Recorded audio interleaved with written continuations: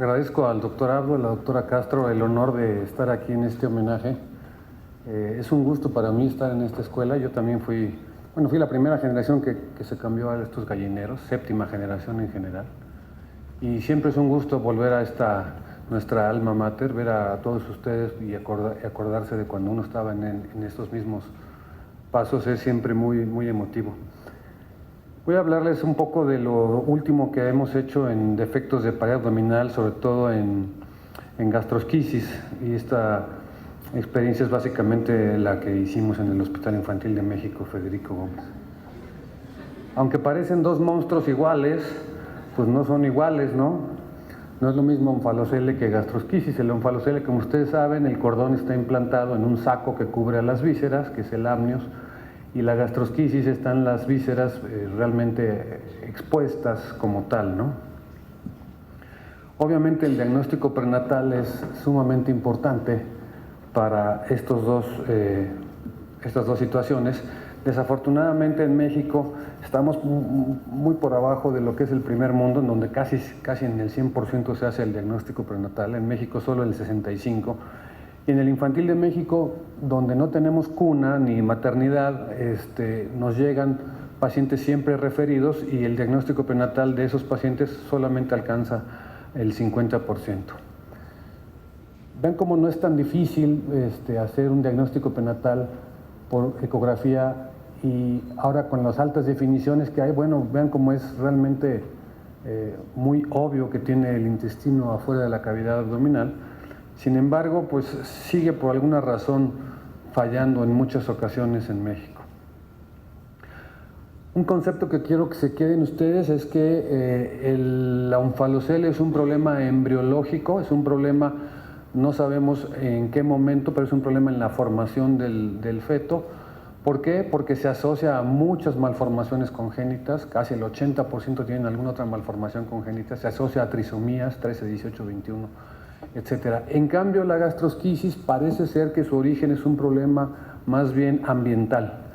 Y muestra de ello es, que aquí están los controles, los porcentajes en los controles, gastrosquisis y los onfaloceles. Ven cómo en gastrosquisis es mucho más común cuando las mamás fuman, cuando las mamás usan alguna droga como marihuana, cocaína, crack, hasta 4 o 5 veces más que en los controles. En los hispanos es más común, en los pobres desgraciadamente se les junta todo, y ven cómo la edad materna, menos de 20 años, es 4 veces más frecuente que tengan gastrosquisis que en las mamás que tienen más esa edad. Entonces vamos a hablar un poco de gastrosquisis porque solo tengo 15 minutos. El defecto está a la derecha del cordón umbilical. El cordón umbilical está bien implantado. Los músculos están normales, no como en el onfalocele, que en el onfalocele hay un defecto muscular, sobre todo en el onfalocele gigante.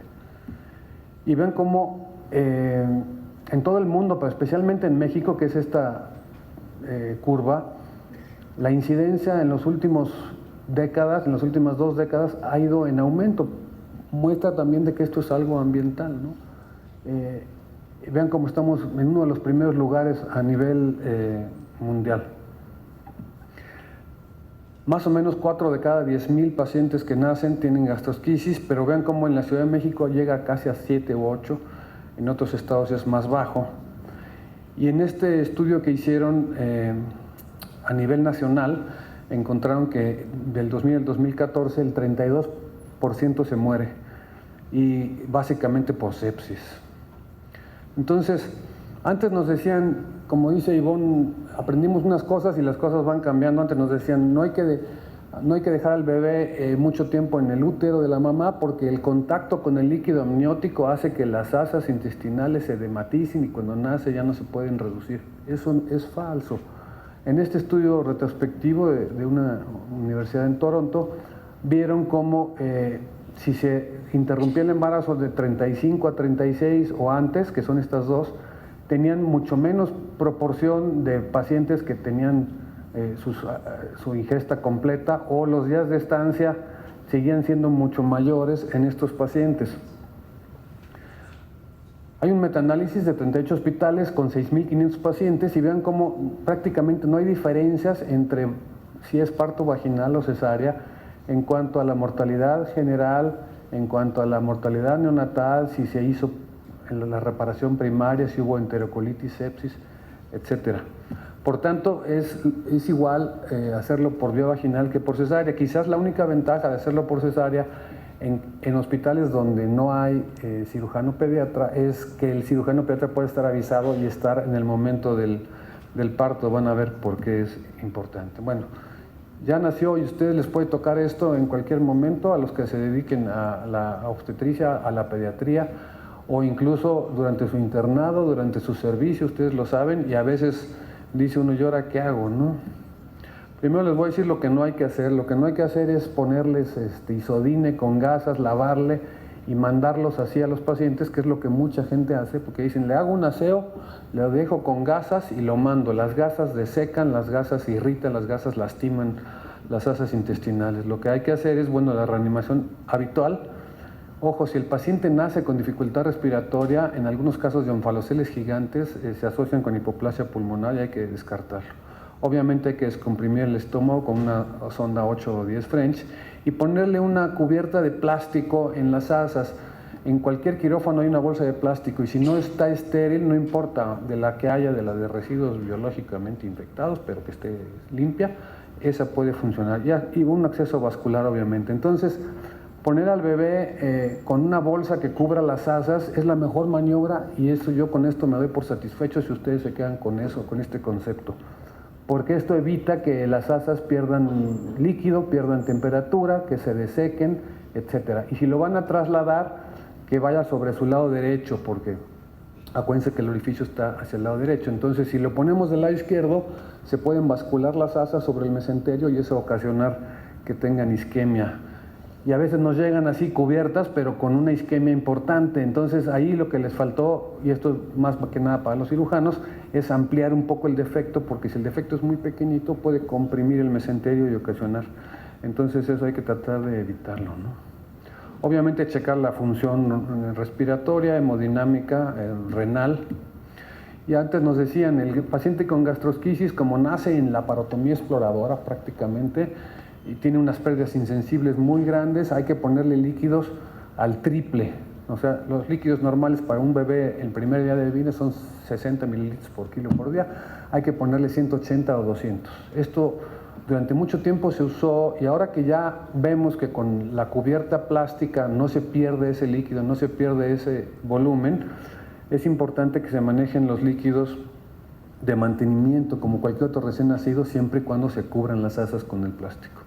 Bianchi lo demostró desde fines del siglo pasado y solamente recomiendan utilizar líquidos adicionales si tiene el paciente datos de deshidratación o de choque.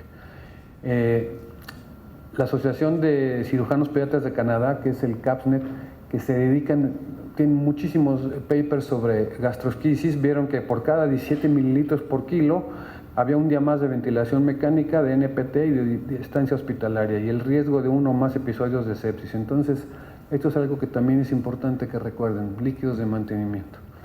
La única anomalía más o menos común en gastrosquisis es la atresia intestinal, como ustedes pueden ver aquí. Aquí está una membrana y ven el intestino delgado, muy delgadito, y el proximal dilatado, pero solo se presenta en el 9%. En contraste, el onfalocele tiene, como les digo, 80%, el 50% tienen cardiopatías, muchas de ellas cianógenas. Esta asociación canadiense hizo un score pronóstico de gastrosquisis, que por las siglas en inglés es GPS, ¿no? Y vean cómo básicamente se refiere a que cuando nace, esta valoración se hace a las pocas horas de que nace y lo puede hacer cualquier persona que tenga un poco de entrenamiento, hay incluso cursos para saber si el paciente tiene perforación, necrosis, atresia, y si no tiene, pues se le pone 0, si se sospecha atresia se le pone 1, y el pronóstico importante es porque el que tiene menos de 2, o sea 1 o 0, le va mucho mejor que el que tiene 2 o más. Otras personas lo consideran como gastrosquisis compleja, aquella que tiene atresia, necrosis o perforación, y cuando es compleja se ha visto que aumenta la ventilación mecánica, la estimulación, los días para lograr una estimulación enteral mínima, la vía enteral completa, los días de estancia hospitalaria, las complicaciones, incluso la mortalidad hasta 7 veces. Entonces, el manejo tradicional era que nos mandaban a los pacientes, como les digo, con gasas, llegaban muy edematizados, con líquidos muy altos.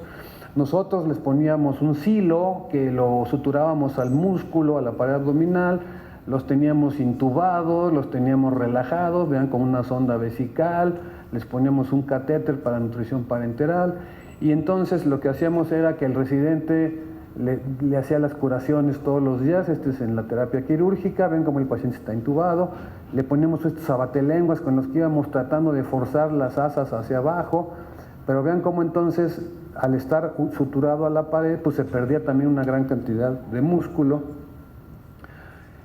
Este artículo muestra la importancia de la relajación muscular o la parálisis muscular. Vean cómo los pacientes que no se usó relajación muscular se podían cerrar mucho más rápido que los que sí.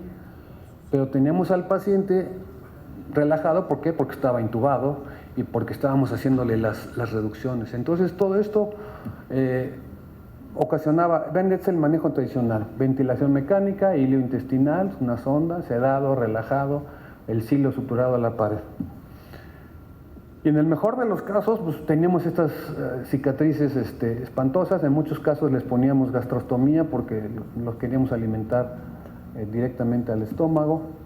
Y quizás era el mejor de los casos, con una cicatriz no tan fea, ¿no? Entonces la evidencia en México era que el diagnóstico perinatal era bajo, que en muchos hospitales no había cirugía ni neonatología.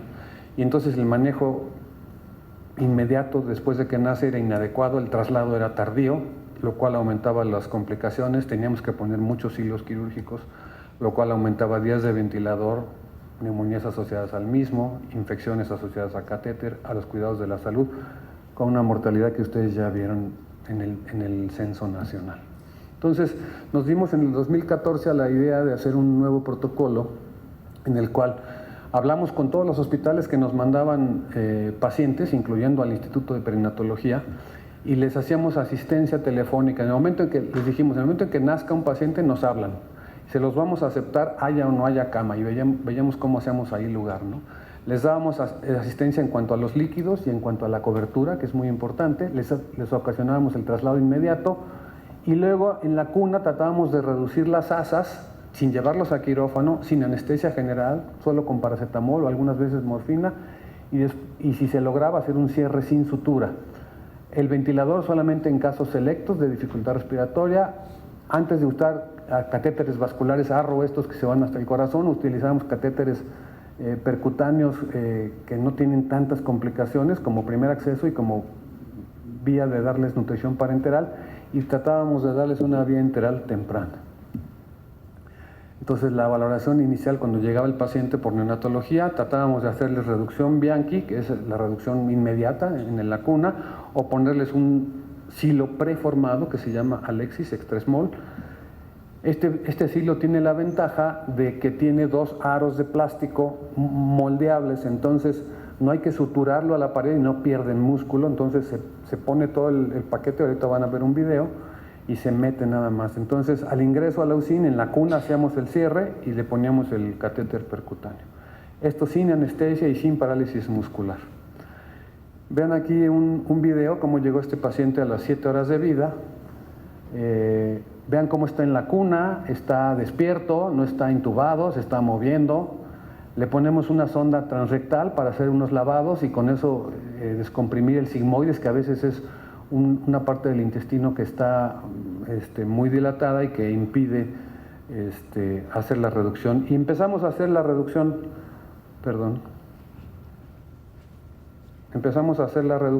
de las asas. Déjenme adelantarle aquí. Vean cómo se va haciendo la reducción, se va ampliando un poquito con unos separadores de Zen-Miller, como se puede ver ahí. Y empezamos a meter las asas. Este video me lo proporcionó nuestro primer residente de cirugía neonatal, el doctor Peñarrieta, quien ahora es adscrito ahí del hospital infantil. Lo voy a ir adelantando porque en total dura 4 minutos la reducción, pero para que vayan viendo cómo se hace.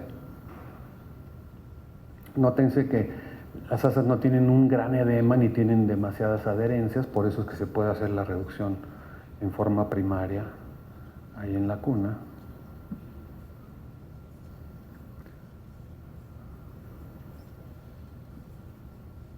Ahí se siguen metiendo las asas.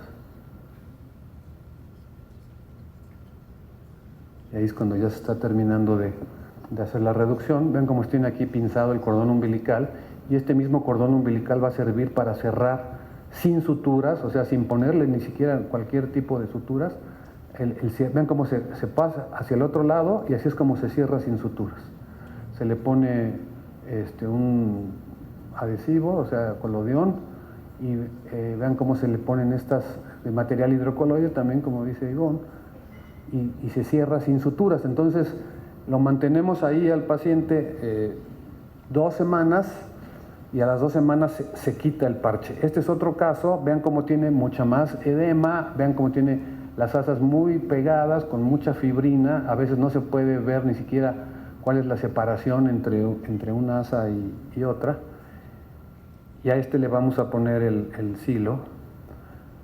Van a ver, ese es el silo. Vean cómo este es el aro de plástico que queda dentro de la cavidad del paciente. Este es el aro que queda afuera. Y aquí se está metiendo, se dobla y entonces se mete, y la misma pared abdominal impide que se salga, porque a la hora que se mete se expande un poquito. Para eso nos permite tener todos los músculos intactos. En cambio, cuando les poníamos el silo, a la hora de quitar el silo, pues se perdía parte de ese músculo, ¿no? Ven cómo ya se metió ahí, y en la parte de arriba se le pone una cinta de lino, de las cintas umbilicales. Vean cómo está el paciente cuidándolo por el neonatólogo, pero está extubado, está solamente con un bolo de fentanil o de morfina. Si hemos tenido casos en los que tienen muchas adherencias, inclusive las podemos ahí ligar con Vicryl, y con eso liberar y poder introducir el paquete de asas. Ven, este es inmediatamente cómo se ve el Alexis. El niño está despierto, solo con su sonda, no tiene catéter central, solo tiene el PIC, que es el percutáneo. A los 2 días empiezan a bajar las asas, le damos una ligera compresión. Vean cómo a los 3 días está aquí, a los 5 días ya está a nivel de la pared abdominal, y entonces quitamos el silo, solamente apretando el aro interno, y le ponemos su cierre. En este caso teníamos un orificio un poco mayor y pensamos que iba a necesitar el VAC. Le pusimos una esponja de VAC sin succión. A los 23 días de vida vean cómo está la cicatriz, y a los 3 meses de vida vean cómo está la cicatriz. Si hubiera atresia, entonces sí lo llevamos al quirófano, porque lo corregimos de inmediato y lo introducimos. La alimentación se le da cuando el gasto de la sonda disminuye de 40 mililitros por día. Entonces le empezamos a hacer pinzamientos progresivos de la sonda, primero 1 hora, 2 horas, 3 horas, etcétera, y cuando ya logramos pinzarlo 6 horas, entonces damos estimulación enteral a 1 mililitro por kilo por hora por 3 días, y le vamos aumentando 1 mililitro por kilo por día. Cuando llegamos a 120 le suspendemos la NPT, y solamente en caso de que no podamos proyectar este tratamiento por más de 2 semanas, hacemos un tránsito para ver si no hay una atresia que no se haya detectado. Y vean los resultados. Esto es comparado con los últimos 46 pacientes, con los primeros 46 del protocolo. Nos llegaban antes a las 15 horas de vida, ahora nos llegaban a las 7. Anestesia general antes en el 100%, ahora solo en el 15%. Catéter en el 93%, ahora solo en el 23%. Intubación antes todos, ahora la mitad. Y vean el hallazgo más importante: antes se moría 21%, ahora solo el 2%. Los días de NPT bajaron de 27 a 21, la sepsis de 69% a 37%, la infección de herida quirúrgica de 32 a 8% y el choque de 41 a 13%. En conclusión, se disminuyó la mortalidad de 21 a 2%, disminuimos con mucho los recursos hospitalarios y las complicaciones infecciosas, y pensábamos que es un procedimiento que se puede utilizar en países del tercer mundo para gastrosquisis simples con cualquier grado de peritonitis y en algunas complejas. Esto fue publicado en el Journal of Pediatric Surgery el año pasado, y pues eso es todo. Muchas gracias.